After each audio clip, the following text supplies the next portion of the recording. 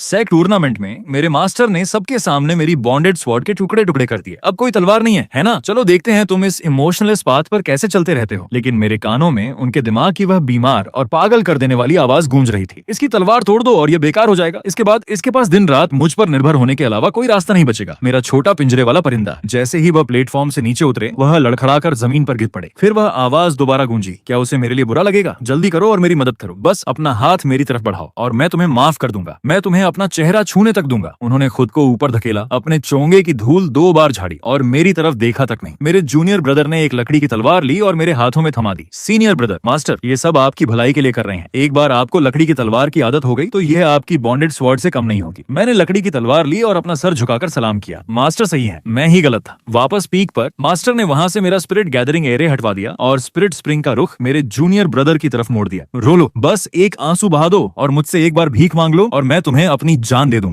मैंने अपना सामान एक स्टोरेज बैग में पैक किया और नौकरों के क्वार्टर में शिफ्ट हो गया। मास्टर दरवाजे पर खड़े थे। उनका हाथ एक सेकंड के लिए कांप रहा था। तुम मुझसे भी क्यों नहीं मांगते? क्या तुम मेरे दिल को दर्द से मार देने की कोशिश कर रहे हो? ठीक है, देखते हैं तुम कब तक ऐसे सख्त बनने का नाटक कर सकते हो। जब तुमसे और सहा नहीं जाएगा, तुम रोते हुए मेरे पास वापस आओगे और मेरी मदद के लिए गिड़गिड़ाओगे। उन्हें नहीं पता था कि सिस्टम ठीक हो चुका है। 7 और दिनों में मैं इस पागल से आजाद हो जाऊंगा और आखिरकार घर जा पाऊंगा। मैंने यह उम्मीद नहीं की थी कि जिस पल मैं सच में गायब होने वाला हूँ, वह जख्मों से लथपथ मेरे बेडरूम में हाजिर हो जाएंगे। मैंने दवा का बर्तन कोयलों पर रखा। इस खून रोकने वाली जड़ी बूटी के लिए मैं अपने जख्मी शरीर को लेकर लगातार 4 घंटे तक पिछले पहाड़ में भटकता रहा। लकड़ी का दरवाजा लात मारकर खोला गया। एक महंगा बूट दवा के बर्तन पर आ गिरा। मिट्टी का बर्तन टूट गया और भूरी दवा हर तरफ बिखर गई। गर्म ड्रैग्स मेरे हाथ के पिछले हिस्से पर गिरे, जिससे लाल निशान पड़ गए। चैन जिहाओ दरवाजे पर खड़ा था और एक विकेड स्माइल के साथ मुस्कुरा रहा था। सीनियर ब्रदर, इस जड़ी बूटी की बदबू बहुत ज्यादा तेज है। अगर इससे मेरे स्पिरिट बर्ड का दम घुट गया तो। उसके पीछे डिसिप्लिन हॉल के शिष्य थे, वे सब लोग जिन्हें मैं कभी मेंटर करता था। अब वे वहां अपनी तलवारें पकड़े खड़े थे, मेरी तरफ देख तक नहीं रहे थे। चेन जिहाओ ने जमीन से वह पुरानी 7 लीफ पर्पल हर्ब उठाई। बिल्कुल सही, मेरे स्पिरिट बर्ड को आजकल ज्यादा भूख नहीं लग रही है। ये जड़ी बूटी भले ही सस्ती हो, लेकिन एक जानवर की भूख जगाने के लिए काफी है। वह 7 लीफ पर्पल हर्ब थी। 5 साल पहले जब मास्टर सीक्रेट रेल में बुरी तरह जख्मी हुए थे, मैं एक दरिंदे के घोंसले में घुस गया था और उस एक टहनी को लाने के लिए मेरा लगभग पूरा खून बह गया। तब उन्होंने मुश्किल से इस पर एक नजर डाली थी। अब मैं पिछले पहाड़ की खाक छान रहा था, सिर्फ इन बचे कुछ टुकड़ों को इकट्ठा करने के लिए। जाओ, इसे बर्ड को खिला दो। मैं बस अपनी नजर के सामने वाले पैनल को देखता रहा। इस दुनिया को छोड़ने के लिए अब सिर्फ 6 दिन बचे थे। मैं पीछे हटा और चेन जिहाओ के लिए जगह बना। अगर जूनियर ब्रदर को यह पसंद है तो वह इसे ले सकता है। चेन जिहाओ की मुस्कुराहट वहीं जम गई और उसकी नजरें बदल गईं। उसकी उंगलियां उस फर क्लोन पर फिरी जो उसने पहना हुआ था। वह शाओबाई था, वह स्प्रिट फॉक्स जिसे मैंने 10 साल तक पाला था और अपनी स्पिरिचुअल पावर से खिलाया था। कल चेन जिहाओ ने हल्के से कहा था ठंड है, और मास्टर ने उसे जिंदा ही खाल से अलग कर दिया। चेन जिहाओ ने फॉक्स फर को अपने ऊपर और कस लिया और अपना चेहरा कॉलर में छुपाकर उसे रगड़ने लगा। सीनियर ब्रदर, ये फर कितना गर्म है। अच्छा हुआ मास्टर मुझसे इतना प्यार करते हैं, और उन्हें दोष मत देना। अगर एक जानवर मुझे गर्मी दे सके तो यह उसकी किस्मत है। मेरे सीने में एक पल के लिए दर्द हुआ और फिर वह सुन्न हो गया। बस कुछ दिन और फिर यह सब खत्म हो जाएगा। मास्टर आंगन के दरवाजे पर दिखे। वह आंगन में कदम रखते ही चिढ़ने लगे, शायद इसलिए क्योंकि उन्हें दवाई की बू से नफरत थी। उन्होंने मेरी तरफ देखा। ये सिर्फ एक जानवर है। चेन जिहाओ कमजोर है और इसे खुद को गर्म रखने के लिए इस्तेमाल करना इसकी खुशकिस्मती है। अगर तुम बुरा मानते हो तो तुम्हारा दिल खोटा है। फिर वही पागल सी आवाज मेरे कान में गूंजी, चलो रो। जिस पल तुम रोगे मैं तुम्हारे उन खूनी आंसुओं को एक जेड बॉक्स में छुपा दूंगा। तुम्हारे सबसे प्यारे स्प्रिट पेट का फर यहाँ है। इससे दर्द तो हो रहा होगा ना? मेरे घुटनों पर गिरकर मुझसे भीख मांगो। जब तुम इतना रोगे कि सांस न ले पाओ, तब मैं तुम्हारी तरफ कुछ गोलियां फेंकूंगा और तुम्हारा सर थपथपाऊंगा। मैंने कोने से झाड़ू उठाई और झुककर दवाई का कचरा दरवाजे से बाहर निकालने लगा। जब तक जूनियर ब्रदर को यह पसंद है, बस ध्यान रखना कि इससे मास्टर की आंखें गंदी ना हो। मैं अभी इसे साफ कर देता हूँ। मेरे मास्टर का चेहरा जम गया। उनकी आंखों में गुस्सा भड़क उठा। अपनी आस्तीन के एक झटके से उन्होंने स्पिरिचुअल फोर्स की एक लहर छोड़ी, जिसने मेरे हाथ में झाड़ू के टुकड़े टुकड़े कर दिए। लकड़ी की फांस मेरी हथेली में चुभ गई और खून टपकने लगा। मैंने कोई रिएक्शन नहीं दिया। मेरे मास्टर मेरे पास चलकर आए। कितनी बदतमीजी है। लगता है सर्वेंट्स क्वार्टर्स में तुम बहुत ज्यादा आराम से रह रहे हो। तुम्हारे अंदर थोड़ी सी भी शर्म बाकी नहीं है। मैंने अपना सर झुका लिया और अपने पैरों के अंगूठों को देखने लगा। इस डिसाइपल को अपनी गलती का एहसास है। अगर तुम जानते हो कि तुम गलत हो तो पिछले पहाड़ पर फ्रॉस्ट फॉल के नीचे जाकर घुटनों के बल बैठो और इस पर गौर करो। जब तक समझ ना आ जाए वापस मत आना। फ्रॉस्ट फॉल वह जगह थी जहाँ स्वॉर्ड सेक्ट बड्ढे गुनाहों की सजा देता था। अगर यह पहले की बात होती तो मैं अपनी स्पिरिचुअल पावर से इसे झेल लेता, लेकिन अब मेरी लाइफ बाउंड तलवार टूट चुकी थी। मेरी शक्तियां खत्म हो गई थीं और वहां जाने का मतलब था सीधा मौत के मुंह में जाना। मैंने मास्टर की तरफ देखा। जी मास्टर। फिर मैं मुद्दा और चला गया। मेरे पीछे मैंने उनकी भारी सांसें सुनी और फिर एक टी कप के टूटने की तेज आवाज आई। पिछले पहाड़ की हवा बहुत तेज चुभ रही थी। झरना चट्टान से गिरकर मेरी पीठ पर जोर से टकरा रहा था और ठंड मेरी हड्डियों के हर कोने में समाती जा रही थी। मैं तालाब के बीच में हार्ड स्टोन पर घुटनों के बल बैठ गया। मेरे घुटने पहले ही सुन्न हो चुके थे। दर्द मेरी नसों में छेद कर रहा था। 3 साल पहले मेरे मास्टर के ट्रिब्यूलेशन के वक्त उनका मैजिक आर्टिफैक्ट टूट गया था। मैं उनके सामने खड़ीदा हो गया और बिजली का झटका अपने ऊपर ले लिया। मेरे दिल की नस फट गई थी और तब से ठंड की वजह से वहाँ बेहिसाब दर्द होता था। अब उस बर्फीले पानी ने उस पुरानी चोट को फिर से जगा दिया। दर्द से मेरी नजर धुंधली हो गई, लेकिन मैंने एक आवाज तक नहीं निकाली। उसी वक्त मेरे मास्टर एक वाटर मिरर में देख रहे थे। वह इंतजार कर रहे थे कि मैं कब इंसाफ मांगता हूँ, कब टूटकर उनसे रहम की भीख मांगता हूँ। उनकी किस्मत खराब थी, उन्हें वह कभी नहीं मिलने वाला था। काउंटडाउन 5 दिन। चेन जिहाओ एक सफेद जेट बाउल लेकर आया जिसमें से भाप निकल रही थी। ये हार्ड गार्ड सूप था। इसका सिर्फ एक घूंट ठंड को रोक सकता था। वह किनारे पर रुका, उसके बूट्स बर्फ पर कड़कड़ा रहे थे। सीनियर ब्रदर, कैसा लग रहा है? मास्टर ने कहा है कि अगर तुम अपना सर झुकाने को तैयार हो तो यह दवाई तुम्हारी है। मैंने अपनी आंखें बंद कर ली, अपने शरीर में बची कुची स्पिरिचुअल पावर को घुमाने लगा और उसे इग्नोर किया। चेन जिहाओ ने अपनी कलाई मोड़ दी और वह भूरी दवाई बर्फ पर बिखर गई, जिससे बर्फ पर गहरा निशान पड़ गया। ओप्स, मेरा हाथ फिसल गया। अब अपनी हालत तो देखो, तुम एक कुत्ते से भी गए गुजरे हो। कभी तुम सीनियर ब्रदर हुआ करते थे और अब मैंने सफाया कर दिया है, तो अब यहाँ से दफा हो जाओ। यहाँ खड़े होकर रास्ता मत रोको। चेन जिहाओ का चेहरा गुस्से से काला पड़ गया।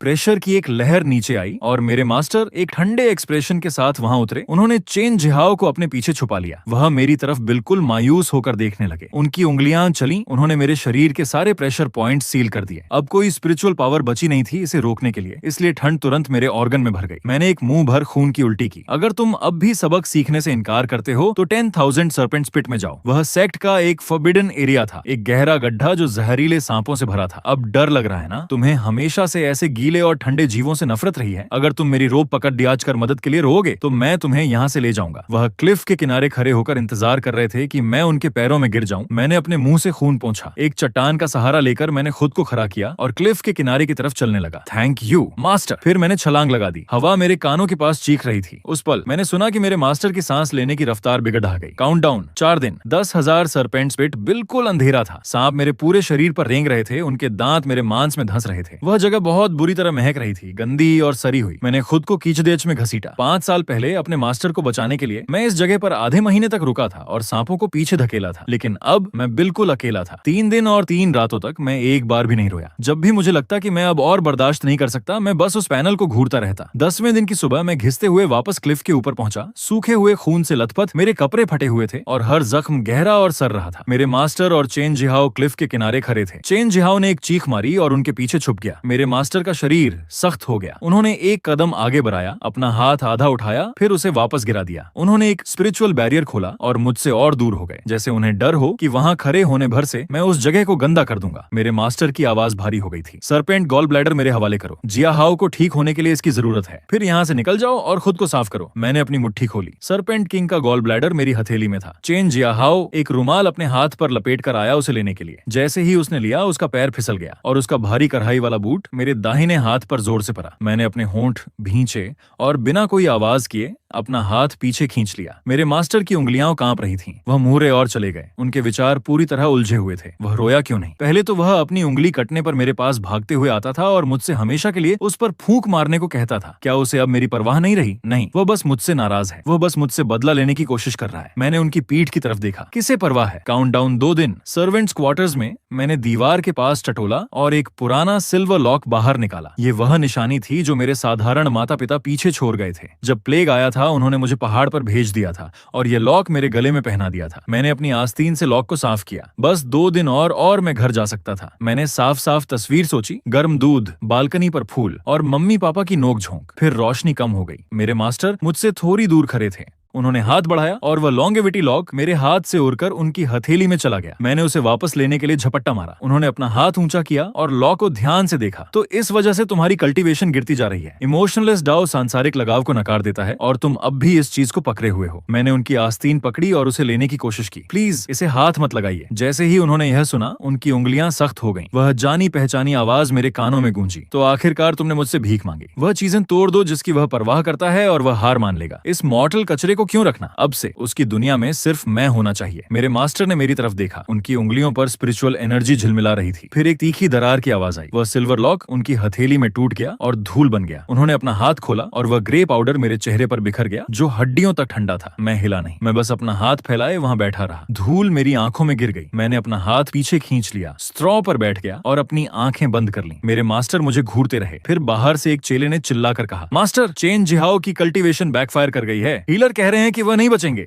मेरे मास्टर ने मेरी कलाई इतनी जोर से पकड़ी कि लगा जैसे मेरी हड्डियां टूट जाएंगी। मेरे साथ चलो मेन हॉल में। चेन जिहाओ एक जेड काउच पर लेटा था। उसके मुंह के कोने में हर तरफ खून था। हीलर्स का एक ग्रुप फर्श पर घुटनों के बल बैठा था, अपनी रिपोर्ट दे रहा था। जूनियर ब्रदर, चेन की हार्ट मेरिडियंस डैमेज हो गई हैं। उन्हें कैटलिस्ट के रूप में किसी ऐसे इंसान के दिल का खून चाहिए जो उसी कल्टीवेशन पाथ पर हो। स्वॉर्ड सेक्ट में इमोशनलेस डाउ पर सिर्फ मैं और मेरे मास्टर थे। उन्होंने एक खंजर बाहर निकाला और उसे मेरे सामने रखा। इसे बचाओ। मैंने उस ब्लेड की तरफ देखा। मैं वैसे भी जल्द ही जा रहा था। अगर यह शरीर बर्बाद भी हो जाए तो कोई फर्क नहीं पड़ता। ठीक है। मैंने अपनी रोब खोली और अपना सीना नंगा कर दिया, जो पुराने जख्मों के निशानों से भरा था। ये वह जख्म थे जो उनके लिए ट्रिब्यूलेशन स्ट्राइक्स झेलते वक्त मुझे मिले थे। मेरे मास्टर की नजर उन पर पड़ी और खंजर पकड़े हुए उनका हाथ रुक गया। चेन जिहाओ ने काउच पर दर्द से कराहने की आवाज की। मेरे मास्टर ने हरकत की। वह खंजर मेरे मांस में धंस गया, सीधा मेरे सीने में, और दर्द की एक लहर मेरे अंदर से गुजर गई। मैंने अपने दांत भींचे और खामोश रहा। उन्होंने अपनी कलाई मोड़ी और सुनहरी लाल खून की 3 बूंदें बाहर निकल आईं। जिस पल मेरे दिल का खून मेरे शरीर से बाहर निकला, मैं गिर गया। मेरी आंखों के सामने अंधेरा छा गया। उस बेहोशी में मेरे मास्टर ने आगे बढ़कर अपना हाथ मेरे सीने पर रखा। उन्होंने खून बहना नहीं रोका, बल्कि उन्होंने खून से लथपथ कपड़े का एक टुकड़ा कतर कर अपनी आस्तीन में छुपा लिया। वह आवाज फिर बोली, कितना खून है, अभी भी गर्म है। ये उसके दिल का खून है, इसे छुपा लो, बाद में मुझे दिखाना। हॉल चेलों से भरा हुआ था। उन्होंने मुझे फर्श पर गिरते हुए देखा और उनमें से कोई भी एक कदम आगे नहीं बढ़ा। आप कह सकते थे कि सीनियर ब्रदर हमेशा से जूनियर ब्रदर चेन से नाखुश थे। नहीं सोचा था कि वह उन्हें इतना उकसाएंगे। थोड़ा सा खून निकालना तो आसान सज्जा है। सच में वह इसी के लायक था। मैं फर्श पर लेटा रहा, उस ट्रांसल्यूसेंट पैनल को घूरता रहा। काउंटडाउन में बस एक दिन बचा था, बस पहुंचने ही वाला था। मैंने अपनी आंखें बंद कर ली। काउंटडाउन खत्म होने में अब सिर्फ 3 घंटे बाकी थे। आज स्वॉर्ड सेक्ट में हलचल मची हुई थी। पूरे माउंटेन गेट पर लाल रेशम लटका था और हवा में संगीत गूंज रहा था। ये चेन जिहाओ की कोर फॉर्मेशन सेरेमनी थी। उन्होंने मुझे कालकोठरी से खींचा और सफेद जेड की लंबी सीढ़ियों से घसीटते हुए ले गए। मेरे मास्टर ऊपर एक सफेद जेड के तख्त पर बैठे थे और चेन जिहाओ उनके बगल में था। उन्होंने मुझे जबरदस्ती प्लेटफॉर्म के बीच में खड़ा किया, जहां 2 लॉ एनफोर्समेंट डिसाइपल्स ने मेरे कंधे दबाए और मुझे घुटनों पर बिठाने की कोशिश की। मैंने इनकार कर दिया। मेरी नी कैप्स ठंड और दर्द से जल रही थी, लेकिन फिर भी मैं सीधा खड़ा रहा। फिर मैंने ऊपर देखा और अपने मास्टर को देखा, जो नीचे मेरी तरफ घूर रहे थे। उनकी आवाज स्पिरिचुअल पावर की वजह से पूरे सेक्ट में गूंज रही थी। तुम अपने साथ के डिसाइपल से जलते थे और तुम्हारा दिल काला हो गया था। अब जब चेन जिहाओ अपनी कोर बना रहा है, तो उसे अपनी ओरिजिन को संभालने के लिए एक सुप्रीम स्वॉर्ड बोन की जरूरत है। उसका सीनियर ब्रदर होने के नाते ये तुम्हारा आखिरी प्रायश्चित है। अपनी स्वॉर्ड बोन निकाल कर बाहर करो। तो ये था असली फिनाले, मेरी पैदाइशी स्वॉर्ड बोन, बिना तुम्हारी तलवार के। देखते हैं तुम इमोशनलेस पाथ पर कल्टीवेशन कैसे करते हो। लेकिन मेरे कानों में उनकी वह घटिया और पागल कर देने वाली इनर वॉइस गूंज रही थी। ये वही टॉप टियर स्वॉर्ड बोन थी जिससे पूरी कल्टीवेशन दुनिया जलती थी और जिस पर मास्टर कभी सबसे ज्यादा गर्व करते थे। अब वह इसे अपने हाथों से निकालकर दूसरे के शरीर में डालने वाले थे। सीनियर ब्रदर, प्रायश्चित के लिए अपनी स्वॉर्ड बोन दे दो। ये नारा किसी लहर की तरह गूंज रहा था। मैंने मास्टर को देखा। उनका चेहरा अब भी ठंडा और मगरूर था, लेकिन अंदर ही अंदर उनकी आवाज मुझ पर चिल्ला रही थी, अगर तुम अभी घुटनों पर गिर जाओ, यहाँ रेंगते हुए आओ और मेरे लिबास का कोना चूमो। अगर तुम सबके सामने ये मान लो कि तुम मेरे बिना नहीं रह सकते, तो मैं तुम्हें छोड़ दूंगी। चलो, इतने जिद्दी मत बनो। अगर वह स्वॉर्ड बोन चली गई तो तुम बेकार हो जाओगे और तब तुम्हारे पास सिर्फ मेरे बगल में ही जगह बची होगी। उन्होंने एक परफेक्ट जाल बिछाया था। उन्हें लगा कि जब तक मैं जिंदा हूँ, वह हमेशा मुझे कंट्रोल कर सकते हैं। पर अफसोस, उन्होंने एक गलती कर दी। मैंने कभी जिंदा रहने का सोचा ही नहीं था। मैं धीरे से सीधा खड़ा हुआ, उन एनफोर्सर्स को झटक दिया जो मुझे पकड़े हुए थे, और उस जगह को देखा जहाँ मैं 20 साल रहा था। हर घास का तिनका, हर पेड़, मैं इनकी हिफाजत अपनी जान देकर करता था। अब यह सब गंदा लग रहा था। आपको यह खुद करने की जरूरत नहीं पड़ेगी। अगले ही पल मैंने अपना दायां हाथ उठाया। उंगलियां किसी तलवार की तरह तेज थीं। मेरी उंगलियों पर स्पिरिचुअल पावर की आखिरी बूंद जली और मैंने उसे सीधा अपनी पीठ में घोंप दिया। क्या तुम्हारा दिमाग खराब हो गया है? मास्टर उछलकर खड़े हो गए और उनके चेहरे का सुकून पल भर में टूट गया। सब हैरत में जम गए थे। दांत पीसते हुए मैंने अपनी रीढ़ की हड्डी के पास उंगलियां फंसाई और उसे बाहर खींचा। इंच दर इंच वो चमकती हुई स्वॉर्ड बोन मेरे शरीर से बाहर निकल आई। पूरा मैदान खामोश हो गया। खून से लथपथ मैं वहां अपनी स्वॉर्ड बोन पकड़े खड़ा था, जो अब भी लाल टपक रही थी। मेरा शरीर मुश्किल से खड़ा था। यह रही वह स्वॉर्ड बोन जो आपको चाहिए थी। मैंने मास्टर के सफेद पर चुके चेहरे को देखा। अब उनके दिमाग में सिर्फ डर था। वह चिल्ला रहे थे, यूफान रुको, अभी रुको, मुझे यह नहीं चाहिए, मैं यह नहीं चाहता। मैं हंसा। मैं इतनी जोर से हंसा कि मेरी आंखों से आंसू निकलने लगे। मास्टर, ये कल्टीवेशन, ये शरीर और खून, मैं आज सब आपको वापस कर रहा हूँ। मैंने अपना हाथ भींच लिया। क्रैक! वह टॉप टियर स्वॉर्ड बोन मेरी मुट्ठी में चूर चूर हो गई और पूरे सेक्ट में राख बनकर बिखर गई। अब मुझ पर आपका कोई कर्ज नहीं है। आप दोनों को उम्र भर की खुशियां मुबारक। काश हम दोबारा कभी न मिलें। ठीक उसी वक्त सिस्टम का काउंटडाउन 0 हो गया। होस्ट सफलतापूर्वक अलग हो गया। नहीं, वह किसी पगले की तरह नीचे भागे, लेकिन उनके हाथ में सिर्फ हवा में उड़ते हुए चमकीले कण आए। मैं पूरी तरह हवा में गायब हो गया, बिना अपनी रूह का एक तिनका छोड़े। प्लेटफॉर्म पर मास्टर बीच में ही रुक गए, हवा में हाथ फैलाए हुए। उसने मुझसे फिर झूठ बोला। वह मरने की हिम्मत कैसे कर सकता है? उसने कहा था वह मेरे बिना नहीं रह सकता। उसने कहा था मैं ही उसका अकेला प्यार हूँ। वापस आओ, यहाँ वापस आओ। उन्होंने किसी दीवाने की तरह अपने नंगे हाथों से पत्थर की टाइल्स उखाड़ दी, ये ढूंढने के लिए कि क्या मेरा कोई निशान बचा है। पर वहाँ कुछ नहीं था, रूह का एक कतरा भी नहीं। सबसे खतरनाक सोल सर्चिंग टेक्निक से भी वह मेरा निशान नहीं ढूंढ पाए। चेन झाओ डर गया था। वह अपनी सीट पर गिर गया और डरते हुए बोला, मास्टर। मास्टर ने झटके से अपना सिर घुमाया। उनकी आंखें खून की तरह लाल थीं। बाहर निकल। उन्होंने एक पाम स्ट्राइक मारी। चेन झाओ को चीखने तक का मौका नहीं मिला और उसका आधा शरीर खून के बादल में बदल गया। उसका खून और मांस थूक दो। किसने कहा तुम उसकी बोन ले सकते हो? किसने तुम्हें इजाजत दी? उस दिन वह स्वॉर्ड सेक्ट हेल बन गया। दुनिया का नंबर 1 स्वॉर्ड वेनरेबल पूरी तरह से डेमोनिक मैडनेस में गिर गई। फिर सीन बदला और एक गर्म लेकिन तेज धूप के नीचे मैं एक नरम गद्दे पर झटके से उठकर बैठ गया। बेडरूम का दरवाजा खुला। मेरी माँ गर्म दूध का गिलास लेकर अंदर आई। उनके चेहरे पर एक चिंता भरी मुस्कान थी। यूफान, क्या तुमने कोई बुरा सपना देखा? मैंने उन्हें खाली नजरों से देखा और अचानक मेरी आंखों से आंसू बहने लगे। माँ, वह एक शब्द पूरे 3 साल तक कहीं दबा हुआ था, जैसे एक पूरी जिंदगी बीत गई हो। 3 साल के उस सपने के बाद मैं आखिरकार घर वापस आ गया था, लेकिन उस दूर की कल्टीवेशन दुनिया में मास्टर पागल हो चुके थे। हर एक सोल सर्चिंग टेक्निक आजमाने और कुछ न मिलने के बाद वह सेक्ट के फॉरबिडन ग्राउंड में घुस गए। वह सेक्रेट रूम उन सारी ट्रॉफियों से भरा था जो उन्होंने इकट्ठा की थी। मुझे यकीन नहीं है कि तुम मर चुके हो, तुम्हें कहीं न कहीं तो छुपा होना ही होगा। अचानक उन्होंने अपनी कलाई चीर दी और फर्श पर बने उस अजीबो गरीब एरे में काला तरल पदार्थ बहने लगा। वह अपनी 10,000 साल की कल्टीवेशन और पूरे सेक्ट की किस्मत की कुर्बानी देने वाले थे, ताकि वह वक्त और जगह को चीर कर किसी दूसरी दुनिया का रास्ता निकाल सकें। उस रात देर गए। मैं ऑफिस में ओवरटाइम काम कर रहा था। फाइल पढ़ते वक्त मेरा हाथ ठहर गया क्योंकि मेरी पीठ पर एक ठंडक सी महसूस हुई। मैंने सहज रूप से पीछे मुड़कर देखा। फ्लोर टू सीलिंग विंडोज के पार शहर की लाइट्स चमक रही थीं। क्या यह मेरा भ्रम था? मैंने अपने सर को मसला, फाइल बंद की, लेकिन वह एहसास जैसे कोई सांप मुझे देख रहा हो और गहरा होता गया। कल्टीवेशन दुनिया में आसमान फट गया। कुदरत का कहर बरस रहा था और बैंगनी बिजलियां किसी ड्रैगन की तरह फॉरबिडन ग्राउंड्स पर गिर रही थीं। मास्टर के बाल बिखरे हुए थे। वह पुराने टॉप स्वॉर्ड सोवरेन अब जा चुके थे। अब वहां सिर्फ एक पागलपन से भरी औरत बची थी। फॉर्मेशन शुरू हो गई। चेन जाओ स्पिरिचुअल पावर की जंजीरों में जकड़ा हुआ था। मास्टर, मुझे बख्श दीजिए, मुझे दर्द हो रहा है। तुम्हें लगता है तुम यह कहने के लायक हो? यूफान ने इससे 1000 गुना ज्यादा सहा है। तुमने उसकी स्पिरिट बोन ली थी, इसलिए अब तुम्हारी जिंदगी इस एरे कोर की कीमत चुकाएगी। बिना किसी रहम के उन्होंने हाथ आगे बढ़ाया। चैन जाओ की चीख बीच में ही कट गई। उसका लाइफ फोर्स और सोल निकालकर उस काले वॉर्टेक्स में फेंक दी गई और वह पूरी तरह मिट गया। मास्टर ने सीधा उस स्पेस टाइम कैओस में छलांग लगा दी जो किसी भी चीज के चिथड़े उड़ा सकता था। उन्होंने खुद को और अपने साथ पूरे सेक्ट को तबाह कर दिया। मॉडर्न दुनिया में 3 दिन से लगातार बारिश हो रही थी। पूरा शहर मटमैली धुंध में लिपटा था। काम के बाद मैं अपनी कार लेने गैरेज गया। ऊपर की लाइट्स अचानक किसी पगली की तरह फड़फड़ाने लगी। तापमान बिल्कुल जमने वाला हो गया, यहाँ तक कि मेरी सांस भी सफेद धुएं में बदल गई। मैं रुका और अपनी चाबियों पर पकड़ मजबूत की। कोने में खरे हुए पानी में काला लिक्विड फैल रहा था। ऐसा लगा जैसे उसने मुझे महसूस कर लिया हो। वह परछाई हिली। उसने पूरी ताकत से अपना सिर उठाया। वक्त थम गया। वह मास्टर थे। राख बनने के बाद भी मैं उन आंखों को पहचान लेता। यूफान, आखिरकार मैंने तुम्हें ढूंढ लिया। वह एक बीमार और सुकून भरी हंसी हंसे, फिर किसी भूत की तरह मुझ पर झपट पड़े और मेरी एरी को अपनी उंगलियों से छकर लिया। मेरे साथ वापस चलो, तुम मेरे हो। उन्हें अब भी लगता था कि वह वही ना चुने जाने वाले स्वॉर्ड सोवरेन हैं। अफसोस की बात थी, ये कानून की दुनिया थी और यह मेरा इलाका था। मैंने नीचे उस औरत को देखा जो ऐसे बिहेव करता था जैसे सब कुछ उसी का हो। छोड़ो मुझे। मास्टर एक सेकंड के लिए ठहर गए। उन्हें मुझसे इस तरह के रिएक्शन की उम्मीद नहीं थी। उन्होंने अपनी पकड़ और मजबूत की, मुझे जमीन पर गिराने की कोशिश करने लगे। मैं चिल्लाया नहीं। मैंने धीरे से अपना दूसरा पैर उठाया, अपनी नजरें उनके हाथ के जख्म पर जमाई और जोर से पैर दे मारा। मास्टर के मुंह से एक तीखी और दर्दनाक चीख निकली। वह हैरानी से मुझे देखने लगे। छोड़ो, वरना ये हाथ गया। उनके चेहरे से पसीना बह रहा था। वह कागज की तरह सफेद पर गए थे, लेकिन फिर भी उन्होंने पकड़ नहीं छोड़ी। उन्होंने मेरी तरफ देखा। यूफान, तुम अब भी मुझसे नाराज हो। मुझे पता है मैं गलत थी। मुझे चेन जाओ के लिए तुम्हें चोट नहीं पहुंचानी चाहिए थी। मेरे साथ वापस चलो, मैं तुम्हें पूरी दुनिया दे दूंगा। बस वैसा करो जैसा कहा जाए और मैं तुम्हें सब कुछ दूंगी। मुझे लगभग हंसी आ गई। ये मेरी सुनी हुई सबसे बड़ी मजाक थी। पूरी दुनिया? क्या तुम पागल हो? मैंने उनके सामने ही अपना फोन निकाला और नंबर डायल किया। हेलो 911, मेरे गैरेज में एक स्टॉकिंग करने वाला क्रीप मुझ पर हमला कर रहा है। हाँ, वह मानसिक रूप से ठीक नहीं लग रहा और वह वायलेंट हो सकता है। कृपया किसी को अभी भेजिए। फोन रखने के बाद मैंने नीचे मास्टर की तरफ देखा। सुना तुमने? यह है मेरा जवाब। मास्टर की पुतलियां बुरी तरह कांपने लगीं। तुम्हारी हिम्मत कैसे हुई मुझे पकड़ डालने के लिए इन आम पुलिस वालों को बुलाने की? उन्होंने अपनी स्पिरिचुअल पावर को हिलाने की कोशिश की, मुझे उड़ा देने की कोशिश की, पहले की तरह अपने दबाव से मुझे कुचलने की कोशिश की, लेकिन उनका डेंटियन खाली था। जो कुछ वापस आया वह था सिर्फ एक चुभता उबता हुआ दर्द और काले खून की एक उल्टी जो मेरे जूते पर गिरी। 10 मिनट बाद गैरेज सायरन की आवाज से भर गया। कई मजबूत ऑफिसर्स अंदर आए और उन्हें पानी के गड्ढों में दबोच लिया, जबकि वह पागलों की तरह लड़ेच रहे थे। तुम्हारी हिम्मत कैसे हुई? मैं सबसे बड़ा स्वॉर्ड सोवरेन हूँ, किसके पास मुझे छूने की हिम्मत है? मुझसे दूर हटो, तुम कीड़े मकोड़ो। वह जमीन पर छटपटाते रहे, लेकिन ठंडी हथकड़ियां उनकी कलाइयों पर लग गईं। स्टेशन में तेज सफेद लाइट्स सर घुमाने वाली थीं। मास्टर ने जेल की नीली यूनिफॉर्म पहन ली थी और उन्हें एक चमकती हुई डिटेंशन सेल में बंद कर दिया गया था। पुलिस को उनका कोई रिकॉर्ड नहीं मिला, ना आईडी, ना हाउस होल्ड रजिस्ट्रेशन, कुछ नहीं।